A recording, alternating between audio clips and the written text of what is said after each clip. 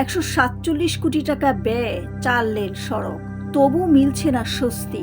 গাইবান্ধা জেলা শহরের পুরান বাজার থেকে পুলিশ সুপারের কার্যালয় পর্যন্ত প্রায় 2.5 কিলোমিটার সড়ক উন্নীত করা হয়েছে 4 লেনে, কিন্তু বাস্তব চিত্র ভিন্ন।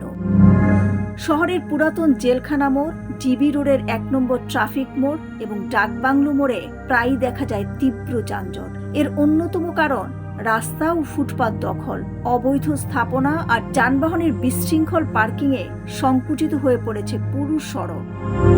প্রতিদিনই এই জ্যামে আটকে থাকতে হয় সাধারণ মানুষের। ছাত্রছাত্রীদের অনেক সময় ক্লাস ও কাজে দেরি হয়ে যায়। বিকল্প কোনো সড়ক না থাকায় এই পথে নির্ভর করতে হচ্ছে শহরবাসীকে। সাধারণ মানুষ বলেন, রাস্তা দখল করে ব্যবসা করছে, এতে রাস্তায় চলাচল করাই কঠিন হয়ে পড়েছে। অনেকে বলেন, 4 লেনে উন্নীত করা হলেও আমরা এর সুফল পাচ্ছি না।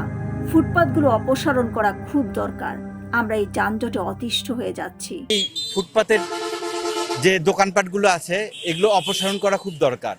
হ্যাঁ, এই ফুটপাতের দোকানগুলো অপসারণ হলে আমরা আশা করি আমাদের গাইবান্ধাবাসী এটা থেকে একটু সুফল ভোগ করবে এবং এই জ্যামের জন্য আমাদের গাইবান্ধাবাসী বেসিক্যালি ছিল না, কিন্তু বর্তমানে অনেক অতিষ্ঠ হয়ে গেছে। একজন ব্যবসায়ী বলেন, আমাদের মতো অনেক ব্যবসায়ী ফুটপাত দখল করে ব্যবসা করে আসছে, এটা অত্যন্ত ঘৃণিত কাজ। আমরা জেলা প্রশাসনের সাথে কথা বলেছি যাতে এই ফুটপাত দখলমুক্ত করা যায়। এই ব্যাপারে আমি জেলা প্রশাসনের সঙ্গে আমি কথা বলেছি এবং আমি এনডিসি সাহেবের সঙ্গে কথা বলেছি। আমরা অতি সত্বর এই ব্যাপারটা নিয়ে আমরা একটা প্রশাসনের কথা বলে একটা মাঠে নামবো। আমরা এই ব্যাপারে এই ফুটপাতগুলোকে মুক্ত করার জন্য আমরা সার্বিক চেষ্টা করব। গাইবান্ধা জেলা প্রশাসক মোহাম্মদ মাসুদুর রহমান মোল্লা বলেন, ফুটপাত রাস্তার একটা অপরিহার্য উপাদান।